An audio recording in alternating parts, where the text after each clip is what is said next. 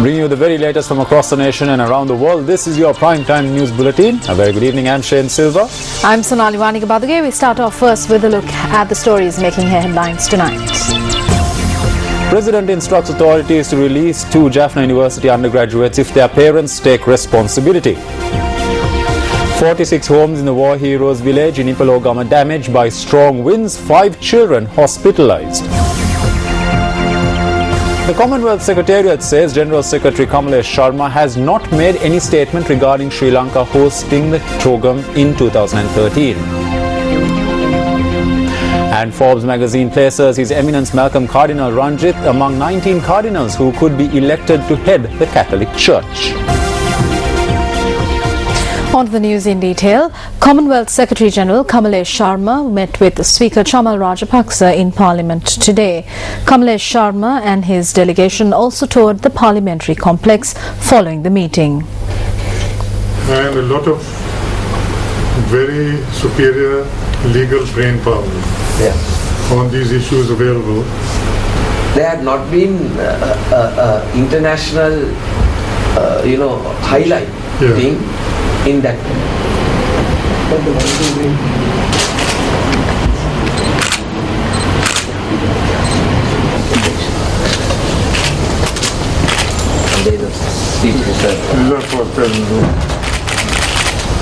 And then he addresses Parliament. Director of Communications and Public Affairs at the Commonwealth Secretariat, Richard Yuku, notes that contrary to some media reports, Commonwealth Secretary General Kamalesh Sharma has not made any statement with regard to Sri Lanka as host venue of the Commonwealth Heads of Government meeting in November 2013. Issuing a statement, Yuku says that the only public statement issued by the Commonwealth Secretariat thus far is a press release by the Secretariat's official spokesperson on the 10th of February announcing the Secretary General's visit to Sri Lanka.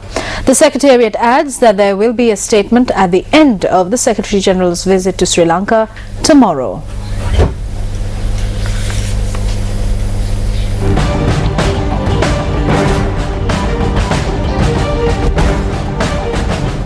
President Mahinda Rajapaksa has instructed authorities to release 2 Jaffna University students who are currently in custody if their parents take responsibility. The President issued this instruction at the Jaffna District Development Committee meeting today. The new power plant, Utturu Janani, was declared open by President Mahinda Rajapaksa today.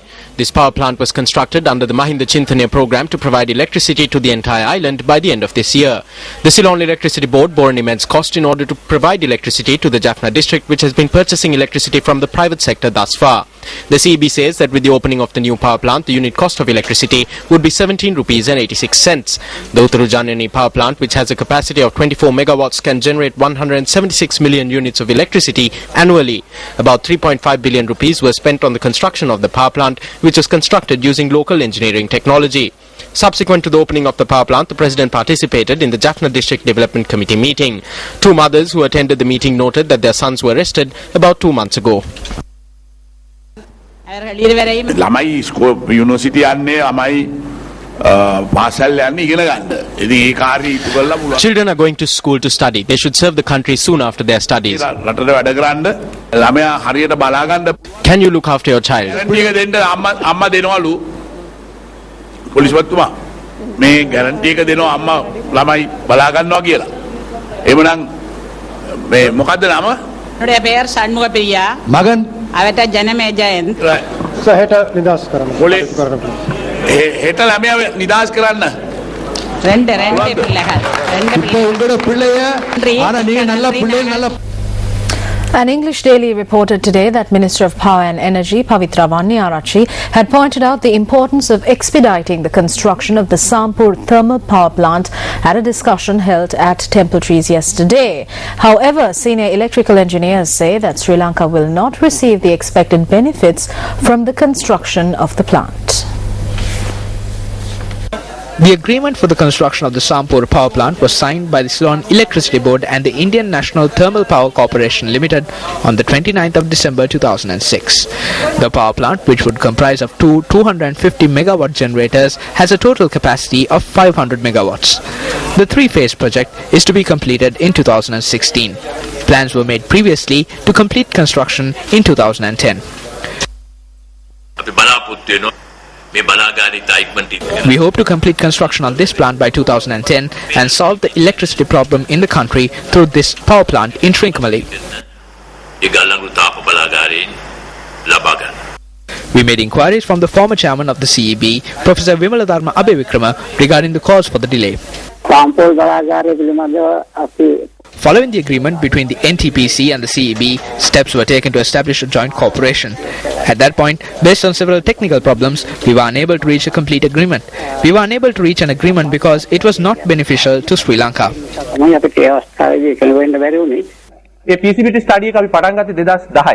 We commenced the feasibility study in 2010 and it concluded in February 2012. It was through this that we identified the true cost of this. We identified the engineering estimates and the efficiency of the plant. We realized that this did not tally with the amounts we had in our heads. Then we made a proposal to India on the numbers, and that was my position. I still hold that stance. Some of those in the CEB are not entirely satisfied with this project.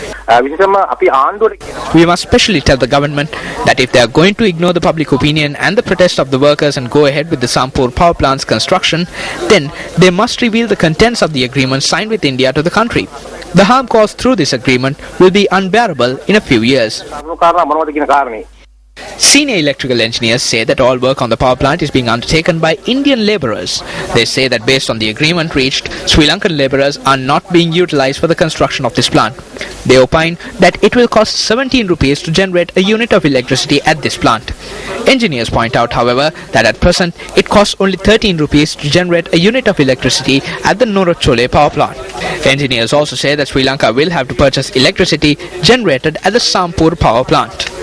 Quoting senior electrical engineers, an English daily newspaper reported today that the country would lose between 10 and 14 billion rupees a year through the implementation of this project. Meanwhile, people whose lands have been taken over for the Sampur power plant project have been residing in temporary homes in Muttur since 2007. While 155 families are residing in temporary homes, they say that they are facing severe hardships due to the lack of facilities. They request that they be relocated to their original lands in Sampur. We have been suffering here for about 7 years now. There is no one to help us. We ask that we be resettled in our original lands. Officials come here and say that we will be resettled soon. They say that we will be resettled by tomorrow or the day after. We are yet to be settled. These children are suffering. They have no education. Numerous attempts made by News First reporters to make inquiries from Power and Energy Minister Pavitra Vanniarachi regarding the current status of the Sampur power plant project proved futile. On various occasions, we at News First have highlighted stories of extraordinary people who work tirelessly and innovatively to rise above and improve their livelihoods. The story of this farmer who we met in Mahiyangana is truly an example to society as a whole.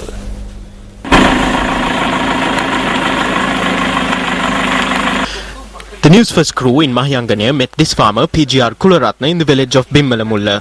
In addition to engaging in agriculture, Kularatna is also a cattle herder, and at his farm we witnessed how for close to 20 years he has made the maximum use of even waste products like cow dung.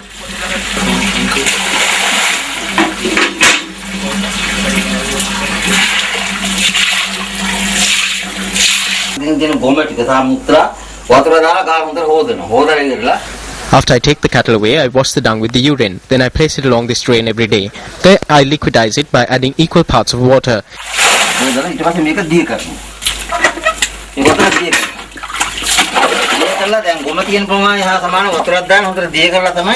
When I remove this piece of wood, the liquidized dung flows along the drain to a biogas unit.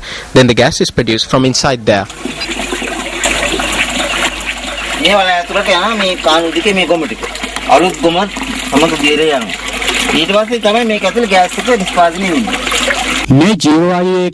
Kularatna built this biogas unit about 20 years ago.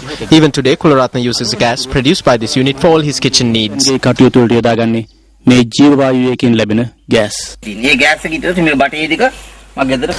gas comes to the kitchen via this tube. This is how we cook every day.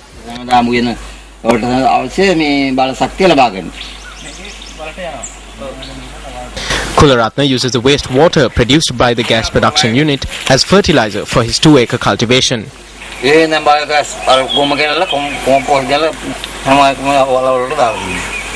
We also witnessed various types of flora being grown in Kularatna's farm.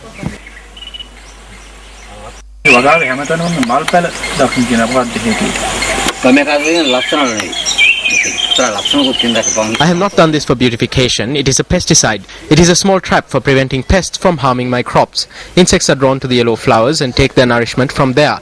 If not for these, they would damage my crops.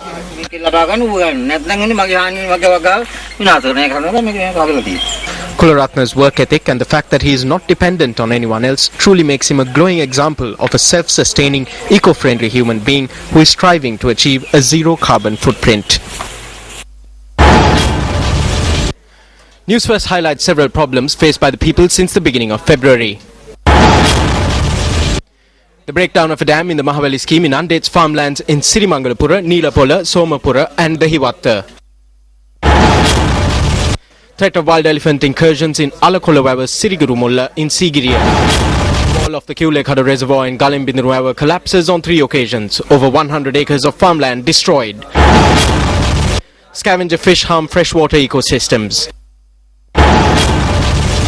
Wild elephant threat in Nagampaha, Anuradhapura. Crops harmed today as well.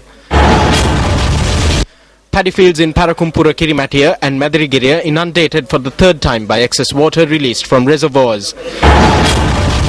The buffalo curd industry in the south affected due to the lack of forage crops and buffaloes.